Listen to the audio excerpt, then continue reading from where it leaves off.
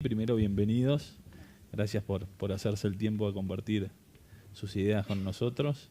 Algunos que han viajado, sobre todo ustedes dos, para poder compartir sus experiencias.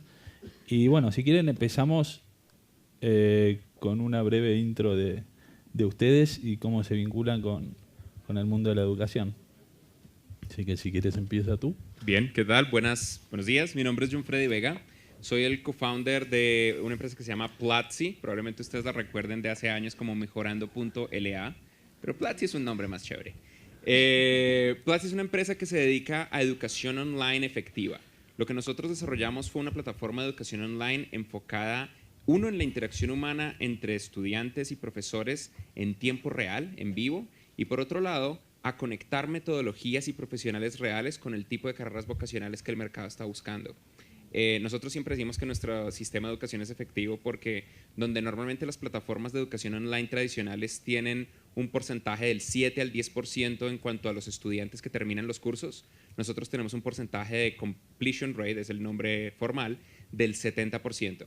Eso significa que nuestros estudiantes realmente se comprometen y terminan todas sus clases. Y tenemos alrededor de 10 carreras vocacionales y unos 40 cursos enfocados en diseño, programación, marketing y negocios online, que vemos que son las carreras y conceptos más buscados y más demandados por el mercado laboral. En este momento tenemos 150,000 estudiantes alrededor del mundo y al inicio de este año lanzamos en inglés. Entonces la plataforma tiene contenido tanto en inglés como en español. Y eso es Platzi. Muchas gracias. Gina. Buenos días para todos. Mi nombre es Gina Calderón. En realidad yo ya no me acuerdo cuando llegué a la educación porque tendría como 13 años. Yo tengo la fortuna de llevar más de 30 años trabajando por la educación en Colombia. Soy maestra de lo que tal vez ustedes conocen, maestra normalista, y toda mi carrera ha sido ligada a la educación. He tenido la oportunidad de trabajar con niños chiquitos, grandes, universidad, y en este momento pues tengo el orgullo de ser la coordinadora del portal educativo de mi país, el portal Colombia Aprende. Y lo que queremos compartir hoy con ustedes es parte de esas iniciativas que hemos hecho durante mucho tiempo con el portal. Muchas gracias por estar con nosotros. Muchas gracias. Creo que sí, se oye. A ver, perdón, pero lo voy a subir un poquito. Bueno, nada, ante todo, gracias por la invitación y compartir este tiempo con ustedes. Yo vengo de Argentina, soy Sally Uberman, una de las fundadoras de Wormhole. No sé si es un nombre chévere, como dice. No, Wormhole es genial. Freddy, pero bueno, nada. Wormhole es genial. Tiene una historia un poco nerd que después si quieren les cuento, pero viene a que además fue la única marca que pudimos luego registrar sin tener problema. Más allá de esto, nosotros lo que hacemos es ayudamos a las empresas, a los gobiernos y a las instituciones educativas a que puedan generar y gestionar todos sus programas de entrenamiento, pero con foco en las actividades en vivo. Nosotros creemos que la educación digital va mucho más allá de simplemente el contenido, que tiene que ver con la interacción y la relación de las personas, en la forma en cómo aprenden, cómo se relacionan entre sí, cómo trabajan en grupo y demás. Entonces desarrollamos una tecnología que permite replicar un poco la experiencia de las clases en vivo a través de un celular, una tablet o una computadora con una conexión a internet. Bueno, nada, vengo a participar como parte de acá del panel y compartir un poco nuestras experiencias y de paso también a contarles que acabamos de abrir la oficina de Wormhole aquí en Colombia. Así que muy felices de ser parte Muy bien, aquí. muy bien. Rafa. Bueno, mi nombre es Rafa de la Guía. Creo que en el espíritu del panel de hoy mi primera relación con la educación es que me considero un estudiante siempre, siempre aprendiendo, esperando. Y yo trabajo con Omidyar Network. Omidyar es un híbrido entre una fundación y un fondo de inversión de capital emprendedor. En los últimos 10 años hemos invertido 850 millones de dólares en distintas zonas del mundo, no solo en Latinoamérica, también en Estados Unidos, en África, en India. Y básicamente lo que nos hace bastante distintos de otras organizaciones en el ámbito educativo es que brindamos juntos el mundo de los emprendedores, el mundo de gobierno y el mundo de organizaciones sin ánimo de lucro o la sociedad civil. Entonces, aproximadamente el 50% de nuestras inversiones son en emprendedores que están intentando innovar en educación, como por ejemplo Platzi, y el otro 50% son en proyectos de organizaciones sin ánimo de lucro que están trayendo transparencia al mundo del gasto gubernamental en educación, intentando ver cuáles son distintas soluciones que de verdad tienen un impacto en el aprendizaje, o hacer, por ejemplo, research para conocer un poco mejor el mundo de los consumidores aquí en América Latina, cuáles son las prioridades de los padres, de los alumnos, porque pensamos que muchas veces el approach a la educación ha sido muy desde arriba hacia abajo, de expertos diciendo a la gente lo que necesita aprender o lo que necesita hacer, y creemos que hay una necesidad muy grande también de dar la palabra a la sociedad para que diga qué es lo que quiere estar educado. Muy bien, muchas gracias. Bueno, vamos al tema que nos convoca, que es integrando la tecnología al aprendizaje activo y permanente. Gina, ¿qué es el aprendizaje activo y permanente y por qué Me tocó la pregunta difícil. toma relevancia? Ok, pues en realidad desde una perspectiva para gubernamental en un país como Colombia, para contarles un poquito de Colombia, fortalecer aprendizajes activos y permanentes es un reto. Colombia es un país con una diversidad cultural, geográfica grandísima. Nosotros tenemos sitios en Colombia en el que hay 23 lenguas indígenas. El 70% de nuestra población y de la educación tecnológica del país es rural. Contamos con más de 3 niños en un sistema educativo básico y más de 40.000 sedes educativas, o sea, más de 40.000 colegios. Generar una política que permita el aprendizaje activo ha sido y es un reto desde hace varios años en Colombia, porque desde una perspectiva muy pedagógica, aprendizaje activo significa cambiar totalmente el paradigma con el que hemos sido educados por varias generaciones. ¿Aquí hay maestros? Me imagino que sí, ¿cierto? Y yo creo que a los que hemos sido maestros más de una vez nos han preguntado, profe, ¿eso para qué me sirve? ¿Yo para qué es que estudio eso? En realidad, ver ecuaciones, yo soy maestra de bioquímica, ¿yo para qué me aprendo el ciclo de Krebs? ¿Qué son esas mitocondrias? Uno a veces como maestro le cuesta trabajo explicar qué es el aprendizaje real y fundamental. El cambio sustancial que ha habido en la educación en muchos años es aprendizaje activo, es algo que me sirve para la vida, no para la escuela. Uno no estudia para un entorno escolar cerrado. Eso que aprendo se va a lo largo de toda mi vida, me sirve para desempeñarme profesionalmente, me da contextos enriquecidos, me sirve para desarrollar pensamiento crítico. Los que son grandecitos como yo, aprendimos muchas cosas como datos. Tal vez ustedes recordarán el Día de la Independencia de Colombia. ¿Cuáles son los héroes de Argentina? Esos son datos. A hoy enseñar datos ya no es suficiente para los niños. O sea, es tanto el conocimiento y todos los que trabajamos en medio de innovación y tecnología que no hay manera que un maestro transmita todo el conocimiento que hay.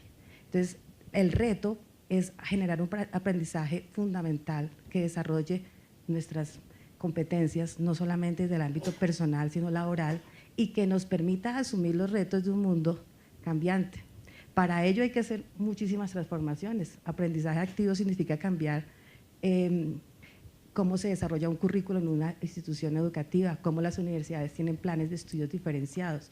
Evidentemente es más fácil el ejercicio de un maestro catedrático que cuenta en 25 minutos toda la carreta a un maestro que tiene un ejercicio dialógico con sus estudiantes y les permite que ellos construyan su propia acepción del conocimiento. Eso para cualquier sistema educativo es un reto, porque transmitir información es fácil, comprender la información es lo difícil. Y el aprendizaje activo en contextos enriquecidos por la tecnología, como lo que hacemos nosotros, todos los panelistas tenemos ejemplos valiosos y experiencias valiosas. El aprendizaje activo requiere cambiar la dinámica de enseñanza. Ya no aprendemos igual y ya no enseñamos igual. Y sumado a eso, ya no aprendemos en la escuela. Yo cargo aquí todo el aprendizaje. Aprendemos en el teléfono, aprendemos por las redes sociales, aprendemos con el televisor. O sea, el aprendizaje ya no es a lo largo de la vida, sino como lo dicen muchos estudios internacionales, a lo ancho de la vida. En todos los momentos de la vida estoy aprendiendo. Eso significa que todas las propuestas e iniciativas, tanto de gubernamentales como privadas, deben enfocarse en generar el desarrollo de competencias fundamentales de los aprendices. ¿Es activo para quién? Para mí, que soy una persona integrada en una sociedad que requiere movilizar nuevos conocimientos en esta sociedad.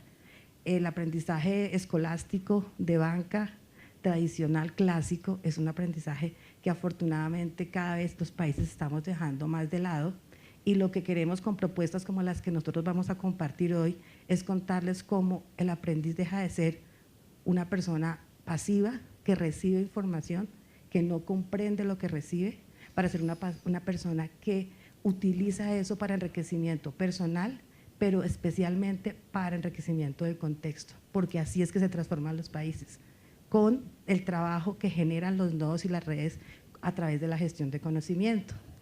Espero haber dado una buena introducción por ahora para Creo la que charla. empezamos bien. Rafa, en este contexto y desde una institución privada, con el objetivo de generar un impacto, particularmente en lo que es educación. Sé que ustedes buscan generar impacto en varias otras áreas, pero en lo que es educación, ¿qué estrategia utilizan?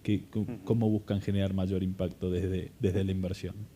Sí, nosotros empezamos buscando cuál es el problema y cuál pueden ser algunas de las soluciones. Y lo que tenemos es un modelo muy flexible que nos va a ayudar a apoyar iniciativas de emprendedores, de sector público, de organizaciones sin ánimo de lucro. Entonces, lo que siempre vamos a buscar es una solución que sea innovadora y que sea escalable. Y en el tema de la educación nos enfocamos en todo el espectro. Si lo mirásemos por edades, hacemos desde educación temprana, escuela primaria y secundaria, y temas de empleabilidad. La verdad que no estamos mirando en el tema de universidades, supongo que luego tocaremos ahí porque creo que hay muy poco, los incentivos no están alineados para un aprendizaje que sea relevante para la vida, activo y permanente. ¿Y cómo estamos integrando un poco el tema de la tecnología para lograr esto? Mucho de ello es la idea que se habla en Estados Unidos del flip classroom, darle la vuelta a la escuela, que el aprendizaje no es del profesor que es el experto y está hablando a los alumnos, sino que tiene que ser mucho más activo del alumno que se organiza. Y creemos que precisamente aquí es donde la tecnología puede complementar mucho la pedagogía. Y hablo de complementar porque creo que también cuando se habla de educación y tecnología se cree que se puede desintermediar al profesor, creo que Valmir hablaba de ello al principio, que se puede ignorar al colegio, y creo que tienes que tener a todos los actores, pero lo que sí queda, nosotros, por cierto, es todo por impacto social. Entonces, cuando nosotros invertimos en empresas, queremos que ayude a poblaciones de bajos recursos y desfavorecidas, y creo que la tecnología ahí puede hacer en vez de hacer un trade-off entre coste y calidad, le puede dar un poco la vuelta a la ecuación. Cuando tú puedes incorporar modelos de blended learning que tienen algo de tecnología en la clase, el profesor se vuelve un poco el facilitador del aprendizaje, no la persona que está todo el aprendizaje en sí mismo. Entonces, en muchas de las cadenas de colegios que estamos invirtiendo, de guarderías, pues tenemos modelos en los que con la tecnología se están organizando los alumnos para tener proyectos, para tener juego, para organizarse en grupos, y eso te está ayudando también a disminuir un montón los costes a nivel capital humano en escuelas, y te está ayudando también a dar una educación de más calidad y más relevancia. Hablaremos luego, supongo, de adaptive learning, la idea de que igual yo no entiendo muy bien cómo resolver una ecuación cuadrática porque tengo un problema básico de cálculo. La tecnología nos permite mapear dónde está cada alumno y cuáles son las necesidades. O la idea también de cómo aprendemos distintos. Bueno, se habla mucho de contenido, pero no se habla también de formatos, ¿no? La importancia de en vivo que ustedes van a hablar. Hay gente que aprende mejor en vídeo, hay gente que aprende mejor haciendo ejercicios, hay gente que aprende mejor leyendo porque necesita. Entonces la tecnología nos está empezando a dar un poco esos insights. Y luego la otra parte que miramos es innovación en pedagogía y cómo todos los datos que tenemos en este mundo digital nos ayudan al profesor, al director de la escuela a innovar ahí. Y toda la parte de empleabilidad. El aprendizaje es para conseguir un trabajo, es para ser más feliz en la vida, es para tener más empatía, trabajar mejor en equipo, tener pensamiento crítico. Y creo que también ahí la tecnología da un montón de posibilidades de machear el mercado de trabajo, candidatos y posiciones abiertas. Hay estudios de Manpower que dicen que dependiendo en casi todos los países, más del 40% de las empresas dicen que no encuentran los skills que necesitan. Vas a la universidad y preguntas a los rectores de la universidad y más del 80% creen que preparan bien a los alumnos. Ahí hay una desconexión y creo que la tecnología, esa idea de separar un poco los distintos elementos educativos puede ayudar a pensar más en habilidades y menos en el currículum. Aquí tienes tu título de Harvard o Universidad de los Andes o cualquier universidad. Bueno, voy a parar ahí que hay mucho. Perfecto, perfecto. Ya que hablamos de habilidades, creo que la siguiente pregunta es para ti, hablando de este nuevo tipo de aprendizaje. Creo que ustedes se animaron a dar una solución que hoy tiene una demanda crecientemente exponencial en determinadas habilidades y que la oferta en mercado es muy chica y es mucho menor de lo que hay, ¿no? Un poco también lo decía Alfonso hoy al principio. Cuando fundaron, mejorándola en ese momento, Platzi hoy, ¿cómo veían este tipo de aprendizaje y cómo fue el proceso? Mi socio y yo tenemos una historia larga de crear comunidades. Mi socio es Christian van der Hens, por más de que el nombre suene como alemán, el man es de Guatemala. Christian van der Hens en 1997, hace años, 1997. Muchos de ustedes no estaban conectados a Internet en 1997, pero él en el 97 creó la primera comunidad de desarrolladores web en español, foros del web y maestros del web, que durante más de una década entrenó a muchísimas personas en el mundo hispano en cómo empezar en el mundo de la web. Yo empecé un poquito más tarde, yo empecé en el 2004 creando Crystal Lab era es una comunidad de diseño interactivo orientada a enseñar a las personas cómo crear experiencias interactivas increíbles en Internet. Y todas eran comunidades abiertas completamente. Nosotros fuimos testigos de cómo se creaba toda una generación de profesionales que aunque iban a la universidad, que aunque aprendían, decidían continuar aprendiendo a lo largo de sus carreras para mejorar, para crear mejores cosas, para construir y crear el futuro de Internet, que era nuestro enfoque número uno, que era donde nosotros estábamos más apasionados, y lo sigue siendo. A medida que avanzaba el tiempo, nosotros empezamos como competidores, cada uno quería matar al otro, decidimos unirnos y más o menos hace unos 3 años creamos la primera versión de lo que al día de hoy es Platzi, que era una gran idea de cómo tenía que cambiar la educación online, sobre todo orientado al mercado vocacional. Y ahí partíamos de una realidad fundamental que vimos toda la vida en la época de maestros del web, foros del web y Crystal Lab. En este mismo instante y desde hace muchos años es una verdad que una persona puede estudiar en la universidad, hacer un máster, salir, graduarse, ser el mejor en la universidad y tener un empleo de 2 millones de pesos. Mientras que una persona puede estudiar 6 meses online y tener un empleo de 10 millones de pesos como un desarrollador de aplicaciones móviles, como un experto en marketing online y estrategia digital, como un diseñador de user experience, usabilidad e interfaces gráficas, como una persona especializada en optimizar campañas de publicidad online en AdWords y en Facebook Ads. Esa desconexión gigantesca de salario de que una persona con toda una historia académica tenga un salario promedio del mercado local y una persona que simplemente con dedicación online tenga un salario de impacto internacional está dada en un solo factor. Y es que esa persona que aprendió durante 2, 3, 6 meses dedicado en un curso online no fue la primera vez que lo hizo. Porque cada vez que pasa algo, cada vez que cambia algo en el mercado de la tecnología, esa persona va y aprende algo nuevo. Ese es el impacto de un nuevo tipo de aprendizaje que ocurre a nivel vocacional, que es el aprendizaje de toda la vida, que lo llaman lifelong learning, que es la idea de que todo el tiempo, todo el mundo está aprendiendo. Las carreras donde más ocurre este fenómeno son las carreras altamente relacionadas a la tecnología. En parte, y voy a ponerme medio filosófico acá, porque todos los cambios económicos de la historia de la humanidad están dados por un factor tecnológico, desde la revolución industrial hasta el día de hoy. Y hoy afecta más que nunca a todos los rubros. Obviamente el rubro más importante es el que está más conectado a la tecnología, la programación, el desarrollo, todo lo que tiene que ver con crear, con programar, con hacer algo nuevo. Pero no es el único. Yo veo cómo hace muchos años alguien podía contratar a alguien de publicidad y mercadeo, mientras que hoy la gente no contrata a alguien de publicidad y mercadeo. La gente contrata a un estratega digital, a una persona que esté especializada en Facebook Ads, a una persona que sepa de email marketing y que tenga esa experiencia, esas habilidades y que haya estudiado y aprendido cómo ejecutarlas. Lo mismo pasa con muchas otras carreras y va a empezar a expandirse mucho más. Recientemente veía en el mundo de la medicina, que es uno de esos mundos donde uno dice yo jamás voy a dejar verme por un médico que aprendió en YouTube, pero incluso ellos están empezando a ver nuevas metodologías de enseñanza.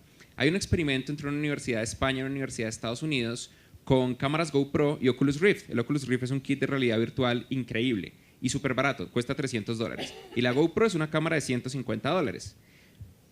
Un tipo al otro lado del mundo se coloca 2 GoPro en la cabeza y hace una operación. Ejecuta toda una operación quirúrgica.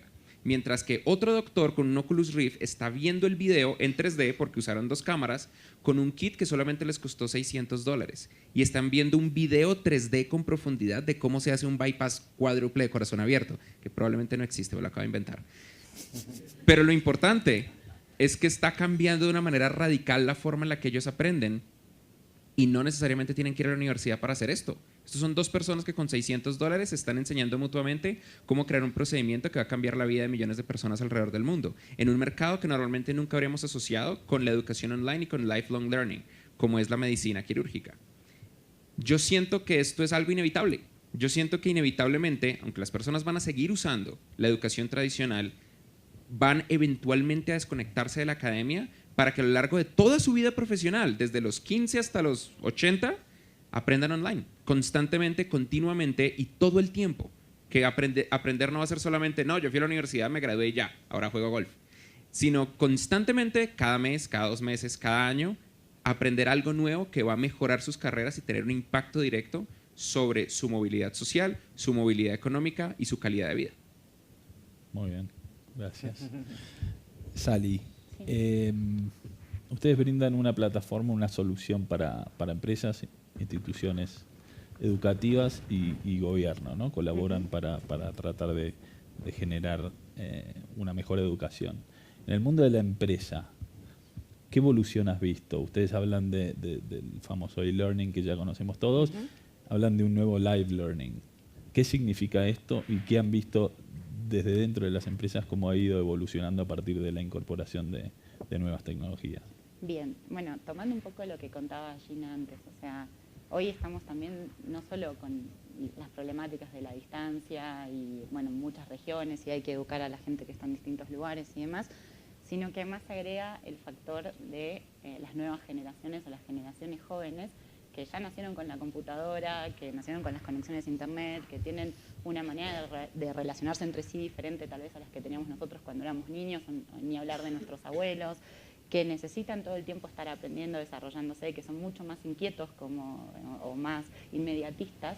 Entonces, las empresas se encuentran en una posición en donde no solo tienen el problema de escasez de recursos o de capital humano, como contaba un poco Rafa, que todos dicen más o menos hay un 40% menos de gente capacitada, sino que además compiten no solo con la empresa al lado para quedarse con el personal educado, sino también con las empresas de todo el mundo.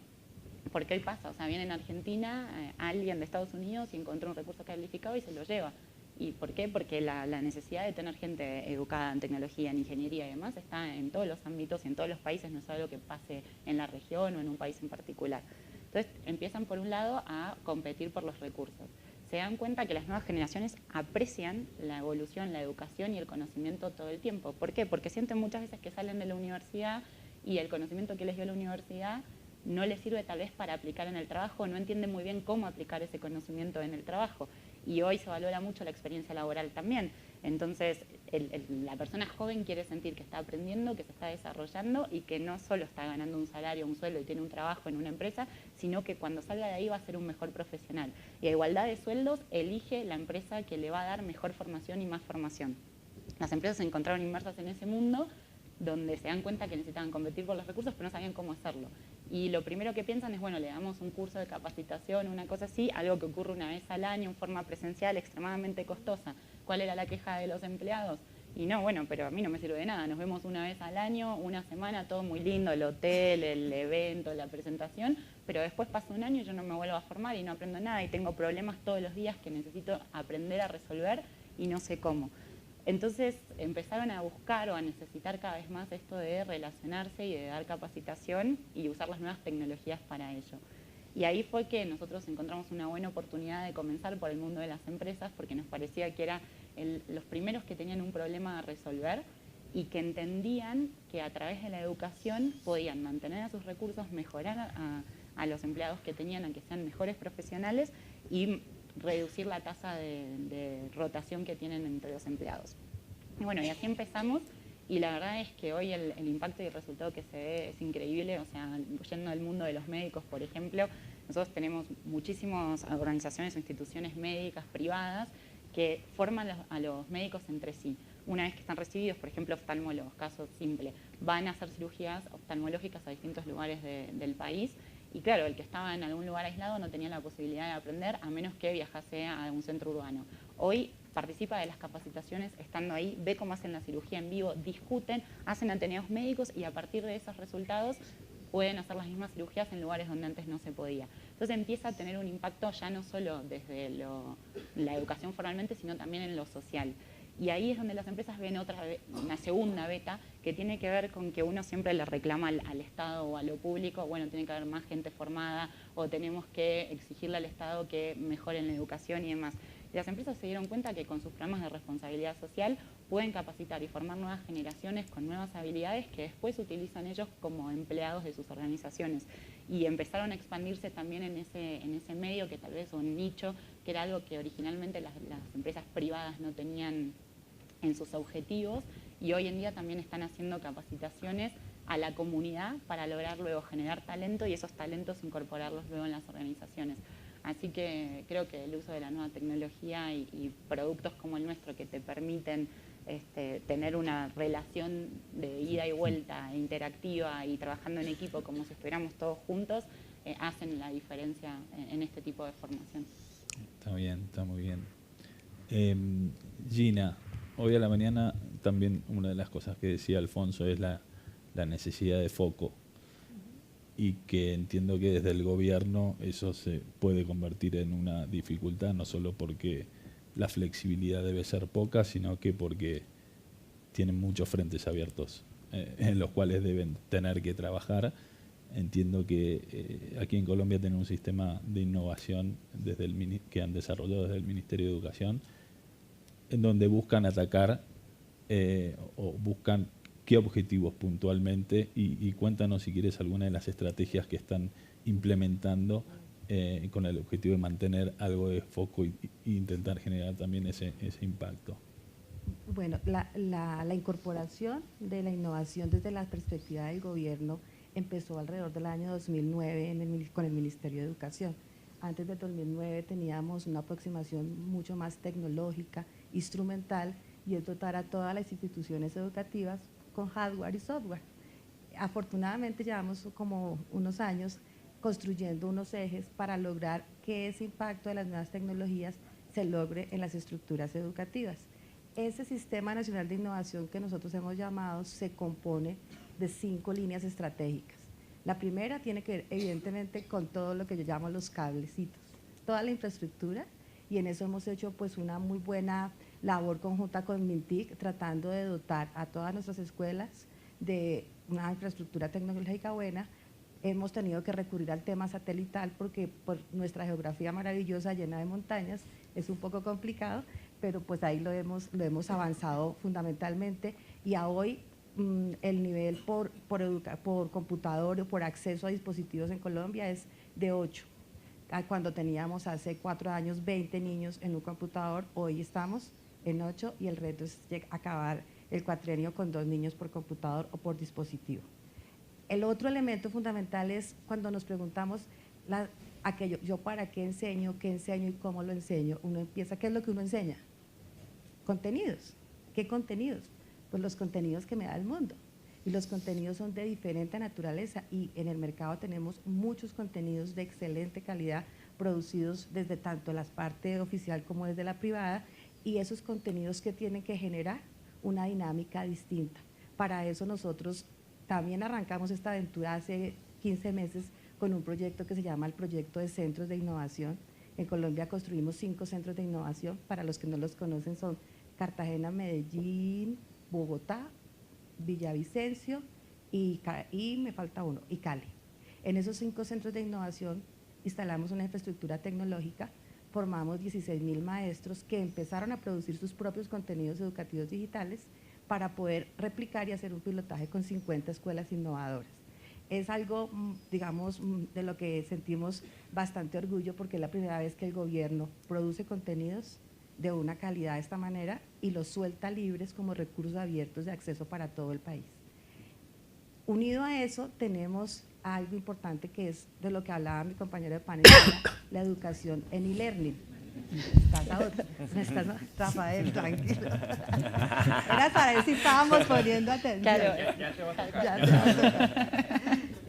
Paciencia. Para cerrar, los otros dos componentes son la educación en e-learning. En Colombia estamos construyendo una perspectiva de educación b-learning e e-learning, porque todavía nuestras grandes comunidades piensan que la e-learning es una educación que no da la calidad que se requiere.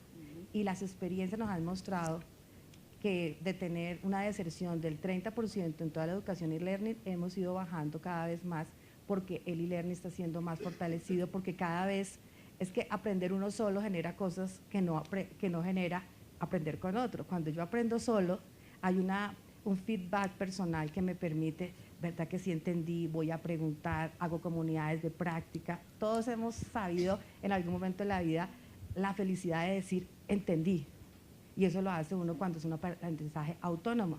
Entonces, hemos ido ganando en ese modelo de construcción de e-learning y tenemos un modelo de acompañamiento a 95 universidades en Colombia para que construyan un plan que llamamos el Plan STIC, que es incorporación de las TIC con acompañamiento a los modelos de enseñanza y learning. Evidentemente esto ha sido pues paulatino y con lo que vamos a cerrar es haciendo un observatorio de tecnología e innovación. Y es todas estas experiencias que hemos tenido a lo largo de 6 años es documentarlas, porque a veces somos bastante ágiles proponiendo experiencias, proponiendo programas y no hacemos el cierre y como el análisis del impacto que logramos con ello. Entonces estamos haciendo el observatorio. Todo nuestro proyecto de marco de innovación se visibiliza y los invito fuertemente a que visiten nuestro portal Colombia Aprende, que es el punto de encuentro de la comunidad educativa. Hoy tenemos registrados cerca de 2 millones de personas y nuestro objetivo es tener 5 millones conectados para construir comunidad de práctica a través del portal. Estas iniciativas, pues tal vez si hay más tiempo más adelante les contaré algo de lo que han sido las lecciones aprendidas y lo que han sido los impedimentos, pero para un país como Colombia, con la diversidad que les mencionaba anteriormente, estas iniciativas han logrado permear, casi que un poco darle a todas las comunidades educativas las mismas condiciones. Ustedes saben que un proceso de impacto educativo no se logra ni siquiera en una generación, sino en 2. Tal vez yo ni lo vea y muchos de nosotros no lo veamos, pero en, digamos, 2 décadas hemos logrado avanzar fuertemente en la incorporación de las TIC con sentido pedagógico, no instrumental. Y creo que eso es una ganancia grandísima para cualquier país, además porque hemos estado acompañados de la empresa privada, que ha sido también un hito grande y es, hay que hacer sinergias, o sea, la empresa privada tiene cosas y velocidades de funcionamiento que no tienen las entidades gubernamentales. Entonces hay que acompañarnos un poco a través de modelos de alianzas y de gestión de diferentes estrategias y digamos que esa puesta en escena es algo de lo que queremos compartir en el próximo año con toda la comunidad a través del lanzamiento del nuevo portal educativo. Muy bien, muy bien. Sin duda, Rafa es uno de los aliados en varios de los mercados. Volviendo al mundo emprendedor, entiendo que aquí deben haber varios emprendedores interesados además en educación. ¿Qué rol y qué importancia toma el emprendedor en este mundo donde la tecnología empieza a ser muy relevante a la hora de generar un impacto? Cuéntanos alguna de las experiencias o inversiones que ustedes pueden haber hecho que entiendes que están cambiando o están generando un impacto importante que quizás sea interesante compartir con el público. Yo creo que la ventaja del mundo emprendedor es que empiezas a trabajar con una hoja en blanco y te puedes permitir tomar riesgos que el gobierno no puede tomar. Si vamos a implementar un programa que va a afectar a 5 o 10 millones de estudiantes, tenemos que estar seguros de que funciona. Entonces creo que esa es la mayor ventaja y es lo atractivo que tiene el sector privado, no solo la velocidad, sino la libertad que te da. Y puedes cambiar un poco los paradigmas que hay, ¿no? ¿Cómo te imaginas la escuela en 5, en 10, en 20 años? ¿No? Y hay gente aquí que lo está haciendo hoy, que no les ha tomado ni siquiera ese tiempo. En temas de cuál es el valor del emprendedurismo en la educación y quizás más los riesgos, es en Estados Unidos, en inglés siempre se dice que cuando la tecnología el riesgo que tienes es que acabas creando una herramienta y solo ves problemas que puedes solucionar con esa herramienta, ¿no? El caso de creas un martillo y todo lo que ves son clavos. Y creo que es muy importante que no nos enamoremos como emprendedores, que siempre se piensa solo en tecnología, en pensar que la tecnología puede cambiarlo todo, ¿no? Entonces creo que los mejores emprendedurismos que hemos apoyado, los mejores startups que dan muy buenos resultados, es porque vienen de un conocimiento profundo de cómo sucede el aprendizaje o cuál es la necesidad real, ¿no? Entonces, por ejemplo, lo que habla Freddy, los MOOCs en Estados Unidos, las clases estas tienen un 5, un 10%. ¿Por qué? Porque no hay comunicación. La gente que está completando esas clases ya tiene PhDs de Stanford y van a por su tercero, ¿no? Entonces, el entendimiento de, no, necesitamos conectividad, necesitamos proyectos, necesitamos aprendizaje activo, eso es lo que va a dar, ¿no? Entonces, yo creo que ese es un caso. Gente que está cambiando el paradigma, entiende la problemática. Por ejemplo, nosotros tenemos un proyecto en Nigeria, que son unos bootcamps, unas academias de coding, pero han empezado pensando cuál es el proxy normal de pensar si alguien puede ser un buen coder o no. Pues sus calificaciones de matemáticas fueron muy buenas, o estudió ingeniería. Y ellos lo que han hecho es darle la vuelta, es decir, no, para ser un buen programador necesitas pensamiento crítico, necesitas una estructura, ser una persona que tiene un pensamiento estructurado, ciertas cosas, y han creado un test que mide eso. Ellos aceptan a menos del 2%, eso es menos que un MBA de Harvard o cualquier institución educativa, pero cuando tú miras la clase que está entrando son mensajeros, cajeros de supermercado, administrativos y van durante un proceso de 6 meses, les enseñan a hacer coding, les ponen en contacto con compañías, muy importante esa relación, y entienden muy bien las brechas de mercado de trabajo, qué es lo que vas a necesitar, cuáles son.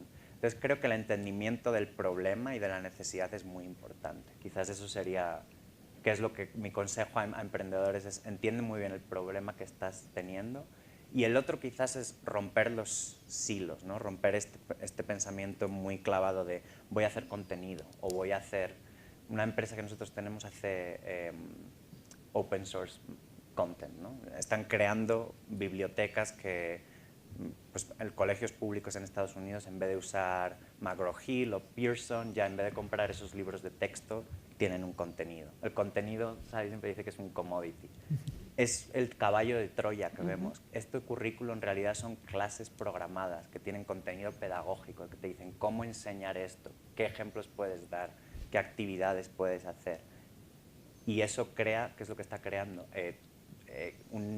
Un entrenamiento profesional, un professional development que no es el llevo a mis profesores una vez al año 3 días a conferencia X para que les digan cómo ser un buen profesor, sino que lo están viendo en acción y están creando esa comunidad. Entonces, creo que esa parte de entender la problemática y mapear un poco tu solución y ver cuáles son los puntos es muy importante. Perfecto, muchas gracias. Voy a tomar alguna pregunta del público que hizo Michael Sandoval para ti. La pregunta es, ¿hacen desde Platzi un seguimiento de sus alumnos respecto a niveles de empleabilidad y salarios? ¿Qué feedback reciben de las empresas que reciben a sus estudiantes? Bien. Antes no lo hacíamos, desde este año lo empezamos a hacer. Al principio era muy anecdótico, como, oiga, ¿usted qué estudió? ¿Aprendió? Sí, listo. Éxito. Ahora estamos siendo muchísimo más profesionales. Desde este año empezamos a implementar muchísimas más métricas, estudios estadísticos ampliados, y debido a que tenemos miles de estudiantes graduados, son estadísticamente aplicables. Este año descubrimos, por ejemplo, que nosotros creíamos que la mayoría de nuestros estudiantes eran estudiantes que estaban o en el colegio o en la universidad y que querían aprender cosas nuevas. Nosotros, como les mencionaba, nos dedicamos a dar cursos de diseño, programación, marketing y negocios online. Descubrimos que no, que la gran mayoría de nuestros estudiantes ya salieron de la universidad o nunca fueron a la universidad o fueron un ratito, pero que ya están en el mercado laboral, que ya conocieron la realidad del mercado y que se estrellaron con lo que se estrellan todos los recién graduados. O por Dios, no sé nada, para esto no me prepararon. Entonces dan el siguiente paso y quieren mejorar en el mercado laboral. Bajo este concepto, nosotros hemos empezado a ver qué es lo que pasa con nuestros estudiantes graduados. La inmensa mayoría obtienen un mejor empleo en otro lugar o un mejor salario en donde están trabajando. Casi siempre es el primer factor. porque no sé si les ha pasado a ustedes en el mundo laboral, pero es mucho más fácil cambiar de empleo que conseguir un aumento en donde están trabajando en este instante. Un factor que nos pone muy orgullosos es que entre el 10 y el 15%, dependiendo del mercado, tienden a crear empresa, tienden a crear su propia empresa, aunque es una empresa chiquita, aunque sea una empresa no escalable, como una agencia de diseño web, una agencia de publicidad, lo que sea, crean su propia empresa. Algunas son empresas escalables, algunas incluso están en programas de aceleración como Guaira, de Telefónica, en particular en España. Por alguna razón el país que menos crea empresas es México. En México es como del 8 al 10%. Uno de los países que más crea empresas de nuestros estudiantes es Colombia. En Colombia hay un espíritu emprendedor mucho más activo que en el resto de Latinoamérica, lo que en particular me pone muy orgulloso porque nosotros somos de acá. Y es lo que nosotros normalmente hacemos respecto a nuestros estudiantes. La metodología igual tampoco es increíble, simplemente les preguntamos, es decir, nos pueden mentir, pero hay un factor, o sea, es muy poco probable que nos mientan y al mismo tiempo el elemento número uno que nosotros vemos respecto a que estamos funcionando es que nuestros estudiantes vuelven. Nuestros estudiantes, a pesar de que nuestros cursos en promedio duran de 3 semanas a un mes, nuestros estudiantes duran con nosotros en promedio un año, aprendiendo muchas y muchas más cosas. Y normalmente se van un rato y luego vuelven cuando quieren aprender otras cosas, que es otro factor interesante de la educación continuada, de la educación a lo largo de toda la vida, que va por temporadas y nunca se acaba. Por darles un ejemplo y ya para terminar la respuesta, el año pasado ocurrió lo peor que me pudo pasar en la historia de mi vida. El Mundial de Fútbol. Porque en el Mundial de Fútbol nadie estudia. En el Mundial de Fútbol nadie quiere aprender absolutamente nada. Entonces nosotros tuvimos un pequeño bajoncito de revenue que nos desesperó y no sabíamos qué hacer, pero inmediatamente se acabó el Mundial de Fútbol, tuvimos los 3 mejores meses de la historia de Platzi. Porque simplemente es como funciona la gente. Voy a parar temporalmente porque tengo otras prioridades importantísimas en mi vida, pero luego voy a continuar con mi aprendizaje continuado, voy a continuar mejorando mi carrera, voy a continuar creciendo profesionalmente. Muy bien, muy bien. Sally, en tu relación con instituciones educativas, donde entiendo que tienes que tomar un rol también de consultora, ¿no? De cómo empezar a implementar ciertas metodologías que hasta hoy no existían.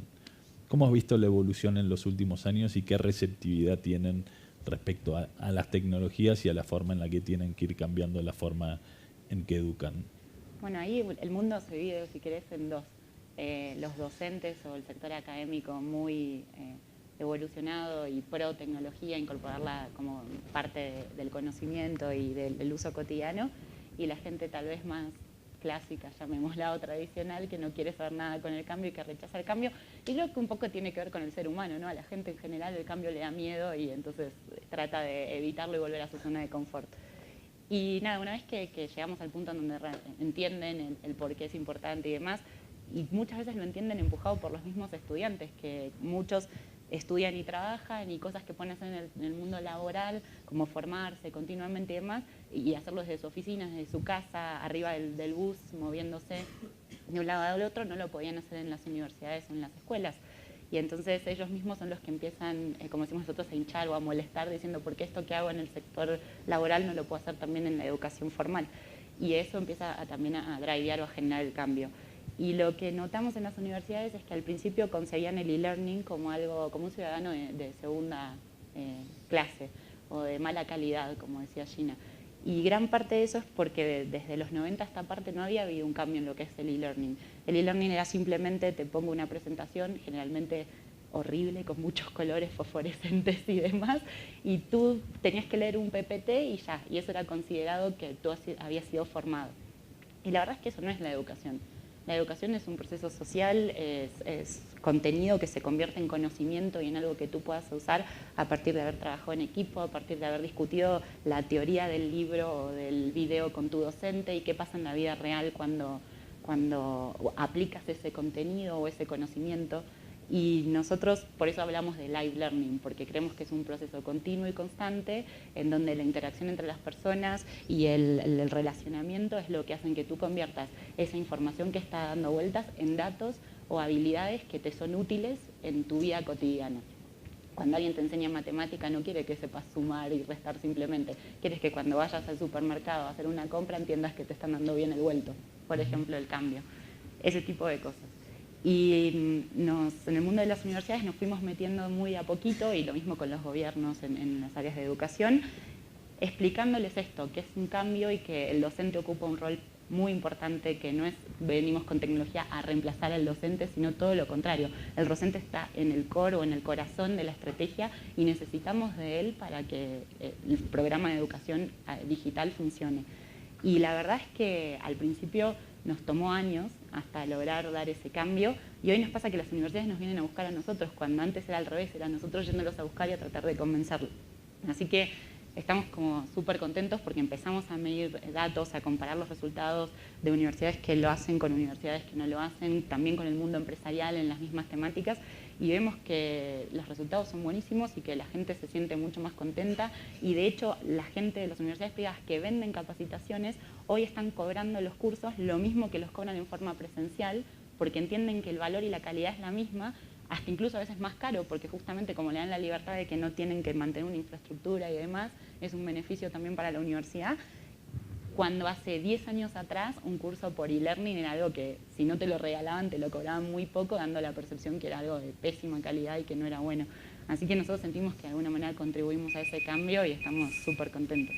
Bueno, y me paró la alarma de la bomba, como dijo Freddy antes. Llegamos a la hora límite.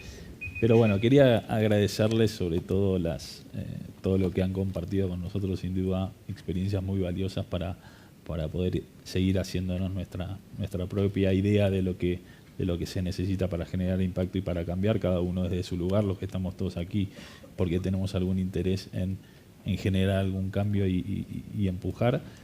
Ahora tenemos la suerte además de tener un break, entiendo, con lo cual van a poder aprovechar para acercarse y atacarlos con más preguntas.